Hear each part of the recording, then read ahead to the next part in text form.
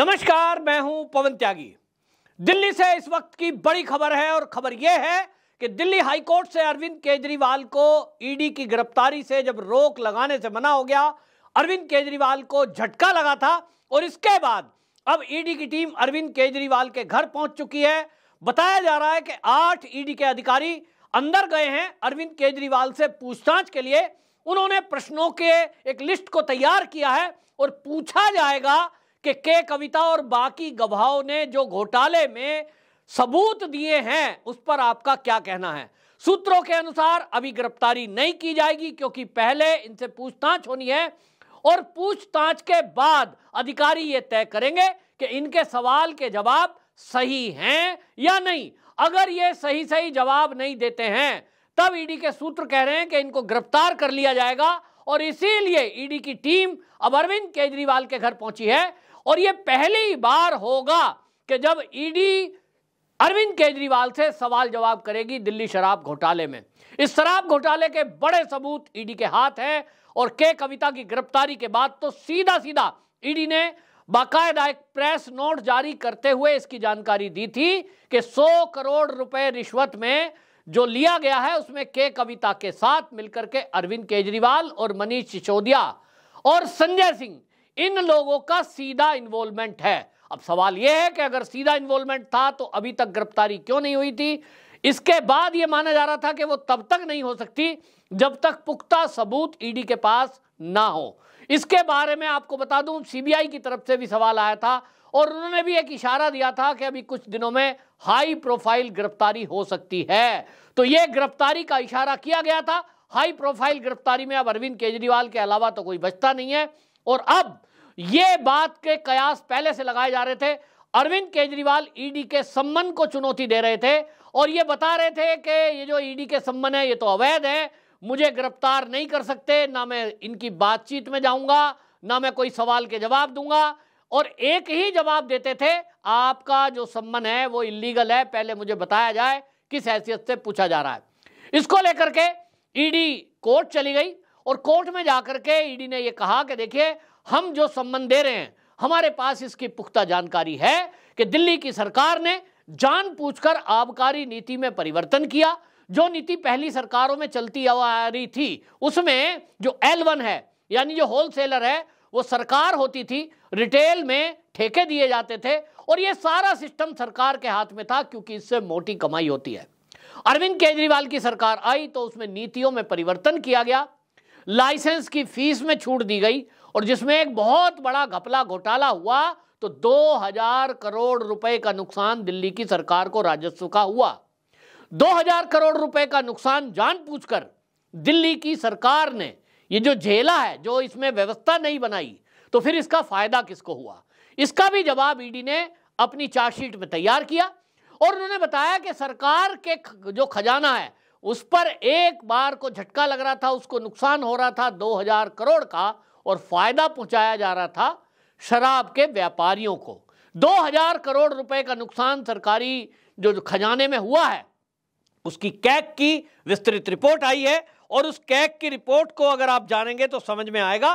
CAG ने पूरा खुलासा किया है और उसकी विस्तृत रिपोर्ट प्रस्तुत करते हुए बताया कि ये जो 2000 करोड़ का घोटाला है इसमें 941 करोड़ ये जानबूझकर परमिशन जो दी गई है, इस तरह की परमिशन दी गई जो गली गली में आप ठेके खोल सकते हैं।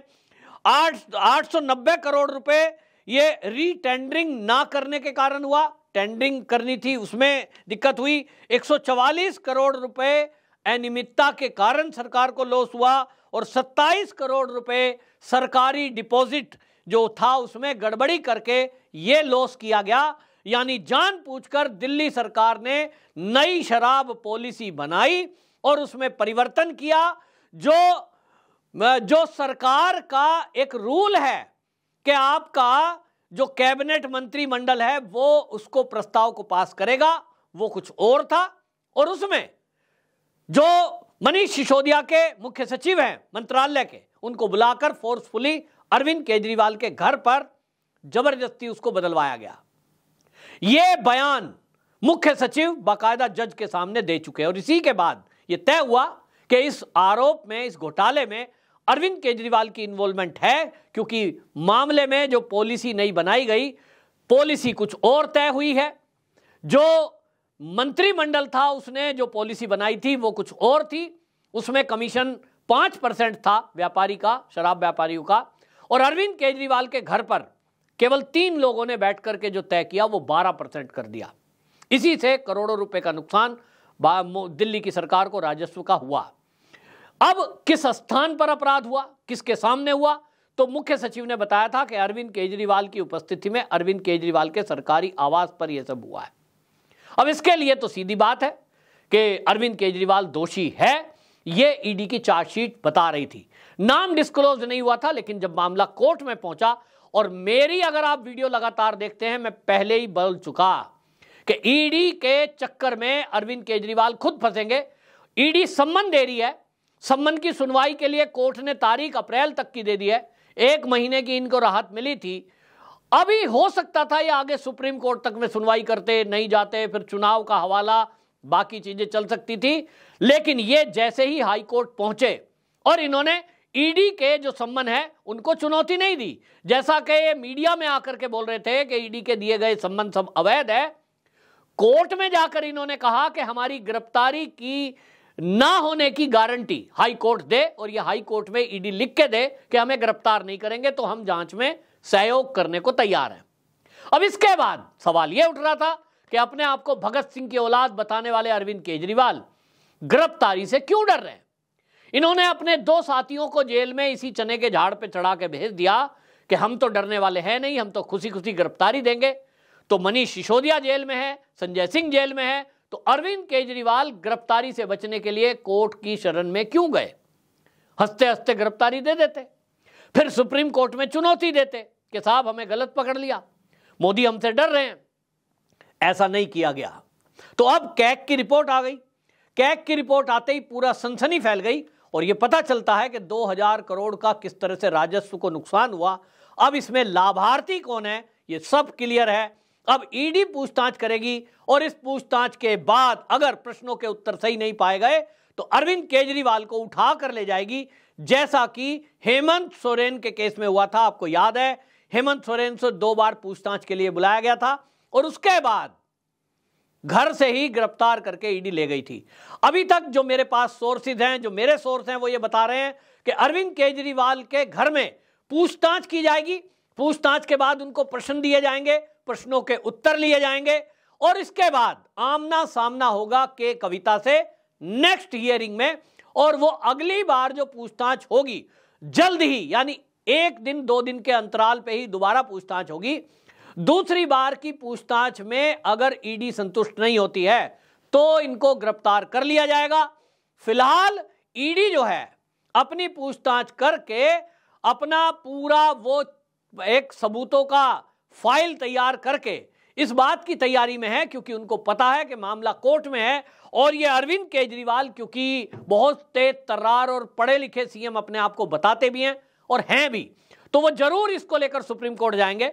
और सुप्रीम कोर्ट में जैसे के कविता गई, जैसे मनीष सिसोदिया गए, अरविंद केजरीवाल का केस भी सुप्रीम कोर्ट तक पहुंचेगा। तो ईडी इसके पहले अपनी तैयारी पूरा कर लेनी चाहती है, ताकि कभी सुप्रीम कोर्ट में चुनौती दी जाए, यानी कि दी जाएगी निश्चित रूप से, तो सुप्रीम कोर्ट तक में भी अरविंद केजरीवाल को राहत ना मिले अगर अरविंद केजरीवाल इसमें दोषी हैं। अगर इसमें इसलिए लगा रहा हूं क्योंकि अभी डिस्क्लोज नहीं है। हालांकि भारतीय जनता पार्टी के नेताओं ने प्रेस कॉन्फ्रेंस करके ये पूरा डिटेल जानकारी दी है कि हाई कोर्ट में जो फाइल दी गई जज के सामने, जिसके बाद हाई कोर्ट दिल्ली के जज ने ये कहकर मामले को खारिज कर दिया, इनकी याचिका को, कि हम गिरफ्तारी पर रोक नहीं लगा सकते, ईडी को रोक नहीं सकते, ईडी पूछताछ के लिए स्वतंत्र है। वो जो फाइल जज साहब को दिखाई गई, बताया जा रहा है कि उस फाइल में वो सारे सबूत मौजूद हैं जिसमें अरविंद केजरीवाल दोषी पाए जा रहे हैं। अब मामला क्योंकि गिरफ्तारी से बचने वाला था, इसलिए कोर्ट ने आदेश दे दिया और उसकी याचिका खारिज कर दी। अब ईडी के पास वो अधिकार हैं कि वो अरविंद केजरीवाल को जब चाहे गिरफ्तार कर सकती है। ये ईडी के अधिकारियों ने, ईडी के वकील ने कोर्ट में भी बता दिया है कि पीएमएलए की धारा में जब केस दर्ज हो जाता है तो हमारे पास वो अधिकार हैं कि हम एक संबंध दें उसके बाद भी गिरफ्तार कर सकते हैं अगर हमें लग रहा है या हमारे पास सबूत हैं। अरविंद केजरीवाल के खिलाफ सबूत हैं। प्रेस रिलीज करके ईडी ने खुद ये बता दिया है कि कविता को पहले ही गिरफ्तार किया जा चुका है, तो अरविंद केजरीवाल को भी ईडी गिरफ्तार कर सकती है। ये ईडी ने पहले ही खुलासा कर दिया है। तो क्या अरविंद केजरीवाल को अभी गिरफ्तार कर लिया जाएगा? निश्चित रूप से रात में ही अभी अरविंद केजरीवाल को ईडी के अधिकारी घर से गिरफ्तार करके ले जाएंगे, जैसा कि हेमंत सोरेन को किया था। तो यह बड़ी बात है, बड़ी खबर है। और अब आप देखते रहिए, अभी ये अधिकारी पूछताछ करेंगे और एक जानकारी के अनुसार लगभग रात के 9 बजे तक ये गिरफ्तारी के पहले पूछताछ चल सकती है। रात के 9 बजे के बाद या देर रात को इनको घर से ईडी उठाकर ले जा सकती है। ये चीजें पता लग रही हैं, यानी एक बहुत बड़ी खबर है। और इसमें अभी तक आपको बता दूं कि आतिशी मार लेना या आम आदमी पार्टी के जो प्रवक्ता मीडिया में आकर ये कह रहे थे कि घोटाला तो कुछ हुआ ही नहीं है, घपला तो कुछ हुआ ही नहीं है, उनसे एक सवाल है कि कैग की जो रिपोर्ट आई है उसमें तो कोई अधिकारी ऐसा है नहीं। भैया, कैग की रिपोर्ट सरकार का एक एजेंसी है और वो आजाद एजेंसी है, उसने ये पूरी डिटेल दी है। तब आप अब भी दिल्ली की जनता को मूर्ख बनाते रहेंगे। दूसरी बात, जब कोर्ट ने सबूत देखने के बाद यह कह दिया कि हम गिरफ्तारी से रोक नहीं लगा सकते, तो क्या दिल्ली के हाई कोर्ट के इस आदेश के बाद भी आप दिल्ली की जनता को मूर्ख बनाते रहेंगे? हाई कोर्ट ने जब सारे दस्तावेज देखे हैं उसी के बाद गिरफ्तारी पर रोक लगाने से मना किया है। तब आप किस बिना पर यह कह सकते हैं घोटाला तो हुआ ही नहीं, ये तो मोदी जी की टीम है? ईडी को आप एक एजेंसी को गाली दे रहे हैं, उसके ऊपर लांछन लगा रहे हैं और उसको आप भारतीय जनता पार्टी की टीम बता रहे हैं, बजाय इसके कि आप ईडी के प्रश्नों के उत्तर दें और जो सवाल पूछ रहे हैं। अब जो कैग की रिपोर्ट आई है इसके बारे में आप बताएं कि कैग की रिपोर्ट जो कह रही है क्या वो फर्जी है? आपने 5% को बढ़ाकर 12% कमीशन क्यों किया? जब शीला दीक्षित के समय से और उसके पहले से दिल्ली में आबकारी नीति चली हुई आ रही थी, सरकार सारे ठेके खुद के चला रही थी और सरकार ही शराब की खरीद कर रही थी कंपनियों से, आपने उसको बदलाव क्यों किया? दिल्ली सरकार के राजस्व को 2000 करोड़ का घाटा हुआ, ऐसी नीति आपने क्यों बनाई? इसका कोई उत्तर ये आम आदमी पार्टी के नेता नहीं देते, क्योंकि इनको लगता है दिल्ली की जनता को इसी तरह मूर्ख बनाते रहेंगे। चुनाव घोषित हो चुका है, तो चुनाव में जनता मूर्ख बनेगी और आपको वोट देती रहेगी। आप यहां सत्ता में मलाई मारते रहेंगे। आप 47 करोड़ रुपया रेनोवेशन में मकान में खर्च करते हैं अपने आप को आम आदमी बताकर, तो जनता को मूर्ख बनाना जरूरी है अपने आप को आम आदमी कहकर। बहरहाल अरविंद केजरीवाल के लिए अब यह मुसीबत का समय है और अब आप देखेंगे कि अब अरविंद केजरीवाल बाहर नहीं आने, यानी पूरी पार्टी अब किस तरह से जाएगी। और सवाल अब यह है कि अरविंद केजरीवाल को ईडी उठा के ले जाएगी तो दिल्ली का सीएम पद कौन संभालेगा? इसमें आनंद फानन में अब कुछ हो नहीं सकता है। आतिशी मार लेना अगली सीएम बनती है या अरविंद केजरीवाल की पत्नी सीएम होगी, यह भी अब देखने की बात होगी। यह भी हो सकता है कि अगर कोई सीएम नहीं हुआ तो निश्चित समझ लीजिए यहां पर सरकार भंग भी हो सकती है और यह सारी व्यवस्था दिल्ली एलजी के हाथ में भी आ सकती है, ऐसा कानून के जानकारों का कहना है। आपकी क्या राय है? कमेंट बॉक्स में जरूर बताएं। वंदे मातरम।